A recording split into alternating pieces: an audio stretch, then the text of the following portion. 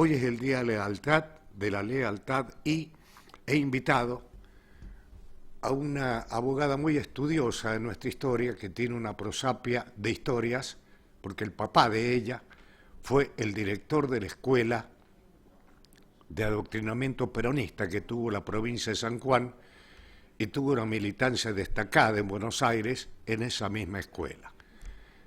Esta abogada también es licenciada y, a pesar de que tiene pocos años, tiene una historia graficada con muchas anécdotas sobre algo que muchos no conocen ni tocan de oído.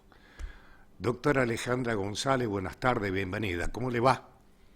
Buenas tardes, Oscar, muchas gracias. Muy amable por su invitación y por lo de pocos años.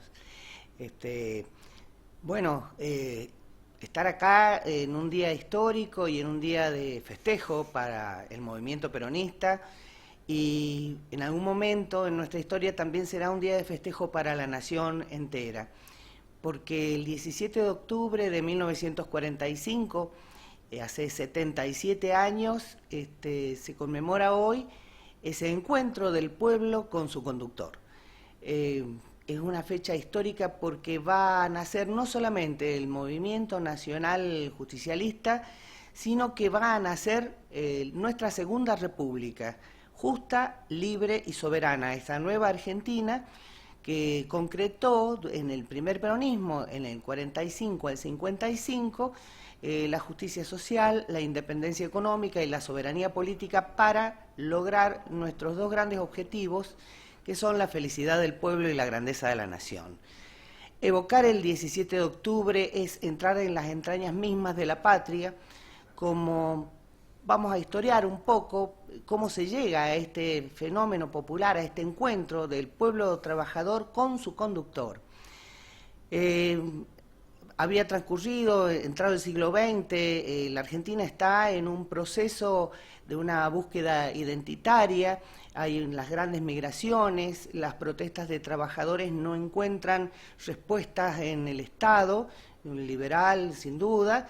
Se ha dictado la ley Sáenz Peña, accede el presidente Hipólito Yrigoyen al poder, luego va a ser derrocado por un golpe de Estado en 1930 y comienza en ese momento, el 6 de septiembre, la década infame, que va a durar hasta el 4 de junio de 1943, fecha en que se da otro golpe de Estado, el único de los 6 golpes de Estado en la Argentina del siglo pasado, que va a ser en favor del pueblo y de la nación. ¿Y por qué hacemos esta distinción?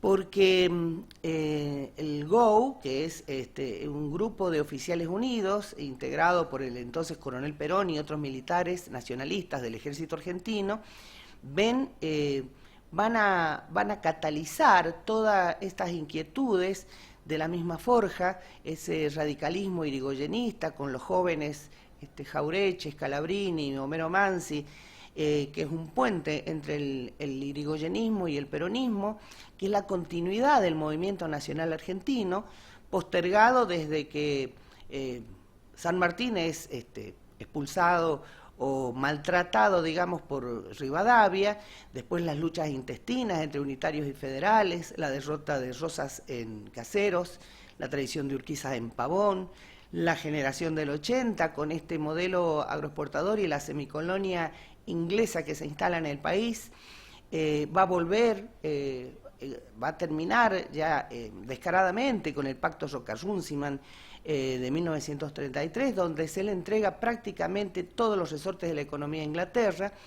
Entonces, todos estos sectores de la nación argentina que no encontraban una forma de defender al país y al pueblo, pero sobre todo a la nación de esta entrega, de allí el nombre de década infame, porque se entregó todo, dice José Luis Torres, hasta el espíritu, van a catalizar entre el grupo de militares, acompañado por sectores nacionalistas del ejército, algunos sindicatos, y va a confluir en la toma del gobierno, Y en ese gobierno, que comienza en 1943 hasta el 46, que es el gobierno de la Revolución, el entonces coronel Perón elige el Departamento de Trabajo, lo transforma en Secretaría de Trabajo y Previsión, y desde allí va a empezar a organizar la fuerza del trabajo argentino, a darle contenido nacional a la organización sindical, a reconocerle una serie de derechos, como usted bien lo ha dicho, a poner en vigencia leyes que ya existían en el país pero no se aplicaban, la jornada de 8 horas, el descanso dominical, las vacaciones pagas, el aguinaldo. Entonces, esa serie de derechos van a capitalizar esa fuerza del trabajo y va a comenzar un proceso de industrialización. Acuérdese que en 1945 termina la Segunda Guerra Mundial, había un cese de importaciones, la Argentina necesitaba producir por sí misma. Todas estas condiciones que son favorables logran confluir en un frente y se va, ¿qué pasa? Todos estos derechos, va a llegar a la Argentina también en el 45 el embajador de Estados Unidos, Sproul Braden, se entrevista con Perón y no logra imponerle sus condiciones. Entonces Braden va a ser el principal organizador del antiperonismo, digamos, que se cataliza después en la Unión Democrática, donde están radicales, conservadores, comunistas, socialistas, en contra de este coronel y muy molestos con sus vínculos con los obreros. Ese conglomerado va a ser el 19 de septiembre la Marcha de la Constitución y de la Libertad, que provoca en 1945, 19 de septiembre, 200.000 personas encabezadas por los retratos de Mitre, Sarmiento y Rivadavia, marchan del Congreso a Recoleta, un heterogéneo conglomerado de personas, van del brazo comunistas, radicales, conservadores, la oligarquía, bajo el cántico "Hoy hacemos el cajón para Farrell y Perón". Estaban molestos con todos los derechos que se le estaban otorgando a los trabajadores. Eso provoca una serie de azonadas militares. Ábalos reclama, el jefe de Campo de Mayo reclama a Farrell la renuncia de Perón. El 8 de octubre, que es el cumpleaños número 50 del general en 1945, Perón renuncia a sus cargos, se va a San Nicolás, a la estancia del doctor Subiza, con Evita Mercante y Juan Duarte. Después le ofrecen la casa en el Delta del Tigre del doctor Subiza. Bueno, y desde allí ya se anuncia que había que lo iban a encarcelar, lo encarcelan a Perón, lo llevan a la isla Martín García, y se va a ver los conservadores piden que se entregue el gobierno a la Corte de Justicia y se forme un nuevo gabinete, le exigen eso a Farrell.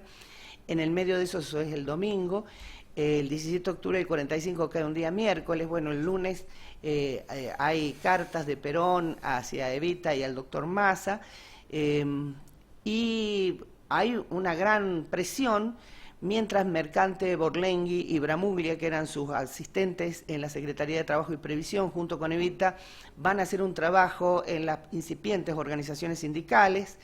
La CGT se reúne y plantea un paro nacional en reclamo de la libertad de Perón para el día 18 de octubre, pero el 17 lo traen a Perón de vuelta de la isla Martín García, porque era un centro de la Marina. Los militares no querían que un militar estuviese en la Marina, lo traen a Buenos Aires y se anuncia eso en la mañana muy temprano, y desde la mañana empiezan a llegar columnas de distintos lugares de trabajadores. Todos van a Plaza de Mayo, se crea una locura de tranvías, de colectivos. Como bien lo dijo usted, el presidente recién boca a boca se va transmitiendo. La ciudad de Buenos Aires levanta los puentes de entrada, el riachuelo, la gente lo cruza en barco, en botes, a nado, y se va a colmar esa Plaza de Mayo reclamando la libertad del general Perón. ¿Por qué? Esta fecha que nosotros decimos el Día de la Lealtad, la lealtad de ese pueblo que había sido rescatado de una explotación centenaria, atribuido de derechos, instado a participar en la proyección de la Organización de la Nación Argentina, exige la libertad del general Perón, en ese entonces coronel. Entonces esa lealtad es una lealtad a quien le había reconocido sus derechos y es una lealtad a la propia dignidad humana, es una lealtad a una idea de nación que ha sido truncada desde el fondo de la historia por la oligarquía y por los intereses de los distintos imperialismos que se han jugado en nuestra patria. Primero nuestra liberación de España, después la semicolonia inglesa, y después ahora el endeudamiento, bueno, el patio trasero que se definió en Yalta y Potsdam después del 45. Es decir, que este 17 de octubre de 1945, como bien lo dice Leopoldo Marechal, Scalabrini Ortiz, fue el subsuelo de la patria sublevado. La quinta esencia del pueblo argentino estaba allí presente, sin recatos y sin disimulos. Ahí están con las patas en la fuente, que era la forma despectiva en que la oligarquía se refirió a esta gran movilización popular. Ayer Pablo Vázquez, un gran revisionista histórico argentino, publica y dice que Vasconcelos, José Vasconcelos, entiende que el 17 de octubre es el aporte universal que los argentinos le hacen a la política universal. Es ni más ni menos que el encuentro del pueblo argentino con un conductor para construir un proyecto de nación, que es lo que hasta hoy se debate. No hay dos proyectos de nación, hay un proyecto de nación y un proyecto de colonia. Lo escuchaba días pasados al compañero Feletti, que vino a relanzar la Escuela de Formación Política Néstor Kirchner, las condiciones en que se dan hoy. ¿Cuál es el mundo? Aquel de Perón del 45 era un mundo multipolar, dividido en la Segunda Guerra Mundial. Este es un mundo bipolar, este es un mundo multipolar. Pero los intereses siempre que están en contra de la Argentina son similares, porque ansían nuestros recursos naturales, nuestra energía. Ya lo planteó Perón en la conferencia secreta inicialmente en la Escuela Superior de Guerra el 11 de noviembre de 1953, cuando explica cuáles son los inconvenientes que tuvo para concretar el ABC, este gran acuerdo Argentina, Brasil y Chile, con Getúlio Vargas, Ibáñez del Campo, que no logró concretarse. Lo vuelve a plantear la doctora Cristina Fernández de Kirchner cuando dice que nosotros tenemos vaca muerta, que es la gran disputa, como lo más evidente de nuestros recursos y de nuestra energía, cuarta reserva mundial de petróleo y primera reserva mundial de gas.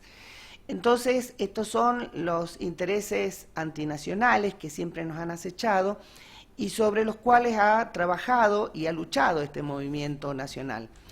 El 45 marca el inicio de ese movimiento nacional y marca la organización del país, la organización del movimiento nacional en un movimiento político que es absolutamente heterogéneo, porque está compuesto por distintos sectores de la vida argentina y del quehacer argentino. Entonces, es un movimiento por las posibilidades del país, por nuestra soberanía, por la autodeterminación de este pueblo, al que ahora nuevamente los retrógrados quieren transformarnos, no ya en una semicolonia, no se conforman con eso. Ahí está el general hablando, aquella noche memorable del 17 de octubre. Hoy quieren que seamos un paraíso, no paraíso fiscal, sino un paraíso extractivista, es decir, robarnos nuestros recursos naturales y nuestra energía. Entonces, el 17 de octubre del 45, con ese subsuelo de la patria sublevada, con esa multitud que cantaba, que iba feliz a reclamar la libertad de su líder, nos debe convocar nuevamente a la lealtad a una idea de país organizado, de un movimiento nacional, no un partidito, no un frente electoral, sino a quien podamos comprender que esto viene desde el fondo de la historia vibrando. Son generaciones que han transcurrido desde aquel 17 de octubre del 45 a la fecha para volver a rescatar a la patria. Porque recuérdese, Oscar, que todo el 45, lo escribe Félix Luna en su libro del 45, la Argentina era una fiesta porque había pleno empleo, la ocupación, había cambiado el país, la Argentina entra en la modernidad, se va a industrializar el país, se comienza la industria pesada, y cambian hasta las relaciones interpersonales, se incorpora la mujer, los ancianos, los niños, están todos protegidos, pero la oligarquía se encargó violentamente en el 55 de truncar ese proceso, de truncar la nueva Argentina, de truncar nuestra Segunda República. Es decir, es la patria bombardeada, fusilada y proscripta desde el 55.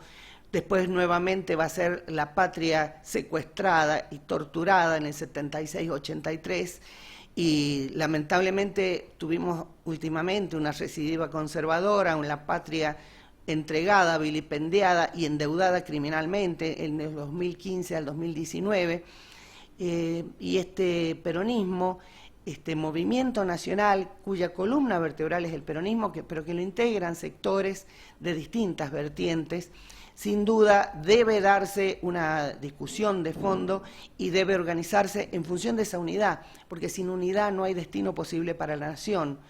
Entonces, yo quisiera recordar a todos esos compañeros y compañeras que desde el 45 vinieron y hicieron su aporte. Son 77 años de historia, son 77 años de luchas, son 77 años de reivindicaciones. Los resistentes, los uturuncos, los guardias de hierro, los tacuara, la juventud, la 62, los que se enfierraron, los que no, los que resistieron, Troxler, como decía, los cóndores que llegan a Malvinas, las expresiones más espectaculares del pueblo trabajador. Un pueblo que logró, sin más recurso que esta lealtad a una idea de nación, a un concepto de organización del movimiento nacional argentino, traerlo de vuelta al general Perón desde el exilio, que eso es un ejemplo y es también muy simbólico porque va a reencontrarse nuevamente con su pueblo el 17 de noviembre del 72, como medida, como una advertencia a la oligarquía que logró la muerte en el destierro de patriotas como San Martín, Rosas, Artigas. Sin embargo, a Perón lo rescata nuevamente su pueblo, así como lo rescató el 17 de octubre, lo rescata la resistencia tras 17 años de lucha, de la larga noche negra argentina, de las dictaduras y pseudodemocracias del 55 al 72, y lo reinstala en la presidencia en 1973. Lamentablemente duró muy poco, el general estaba muy afectado en su salud, pero él aceptó volver sabiendo sus propias condiciones y aceptó volver como un gesto simbólico, como una nueva gloria para el pueblo y su conductor.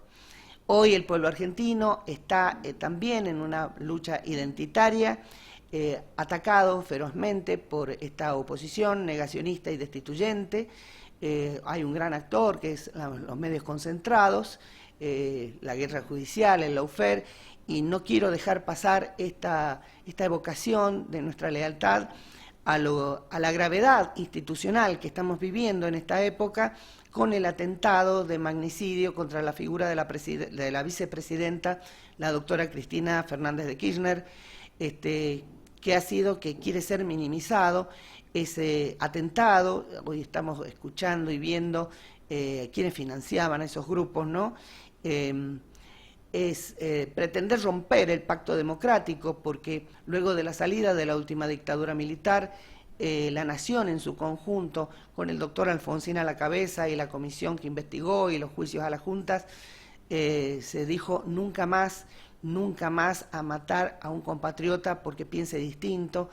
Ese acuerdo nacional quiere ser roto por esta oposición que, bueno, siendo oligárquica, no tuvo problemas en asesinar a la gente, en bombardear la plaza, y obviamente no hay que permitirles que continúen con este discurso de odio. Pero para recapitular, el 17 de octubre es una fecha que nos debe convocar a la unidad conceptual, a esta unidad de doctrina, que no es como el cipallaje nos quiere decir que somos dogmáticos. No, es una idea, son líneas directrices.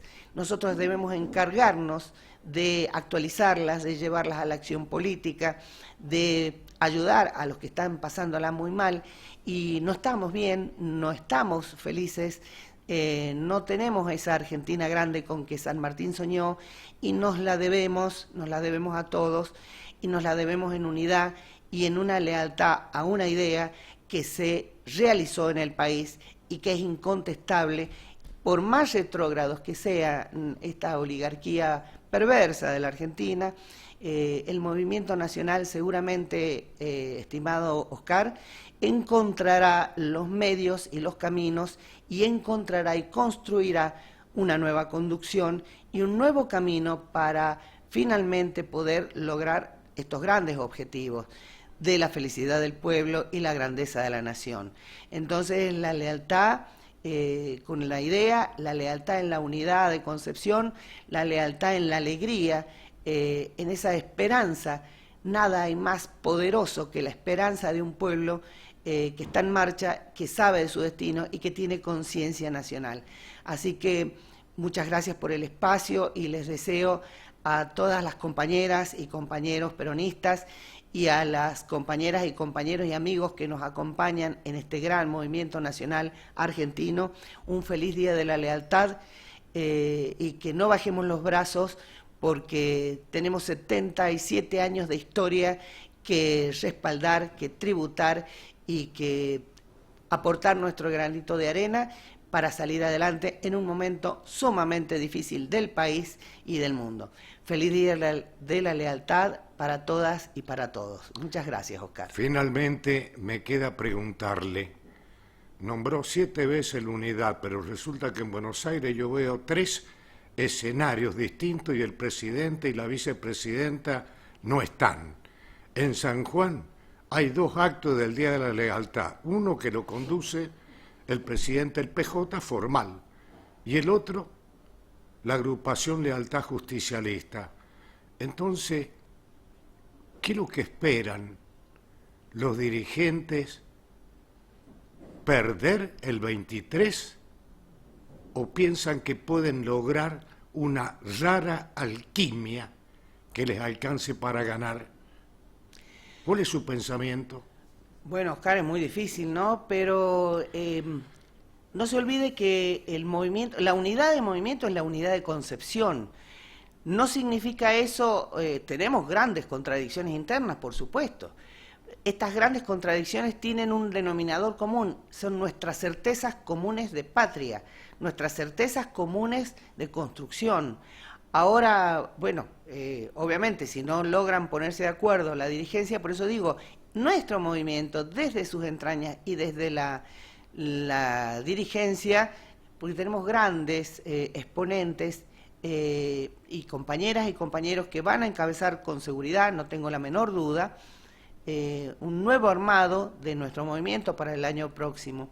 Y en San Juan tampoco me cabe duda que quien le está levantando las banderas de la unidad del movimiento justicialista, que es lo más importante en esta fecha, es el compañero José Luis Gioja, quien ha sido muy amable y está convocando a todos los peronistas que no hemos tenido o nos han invitado a retirarnos del partido. Entonces, la unidad es en medio de nuestras contradicciones, pero ya sabemos quiénes somos, ya sabemos dónde estamos parados, y de vuelta, Oscar, esta unidad se construye en medio de las contradicciones, pero con planes concretos de gobierno. Ahí está el compañero José Luis Gioja convocando al estudio de un nuevo plan trienal de gobierno, un consejo de planificación estratégica. Así que bueno, el que entendió, los que quieran oír, que oigan, dijo el general, los que quieran seguir, que sigan. Mi empresa es clara y alta es mi divisa, mi causa es la causa del pueblo y mi guía la bandera de la patria. Entonces, leal con los leales, compañero. Muchas gracias. Gracias a usted, doctora Alejandra González. Yo le he dejado que cuente la historia, pero que también diga su pensamiento con respecto a esto que la gente no entiende no entiende lo que está viendo y lo que está escuchando. Difundimos este video.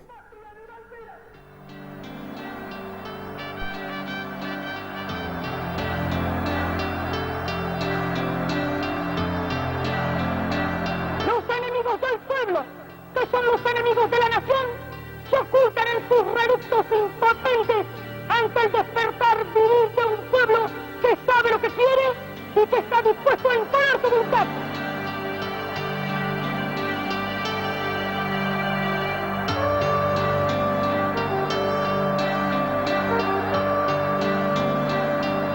Vivimos épocas heroicas y no de cobardes ni de vendepatrias.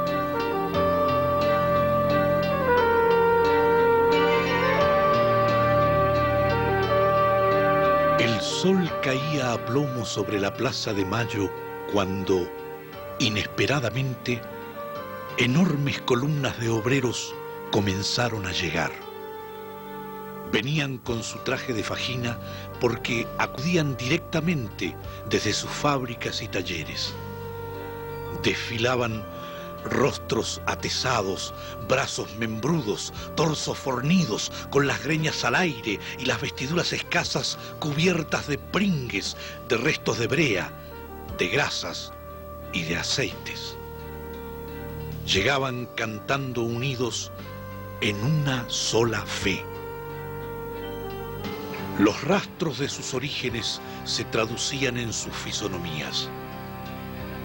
Descendientes de meridionales europeos iban junto al rubio de trazos nórdicos y al trigueño de pelo duro en que la sangre de un indio lejano sobrevivía aún.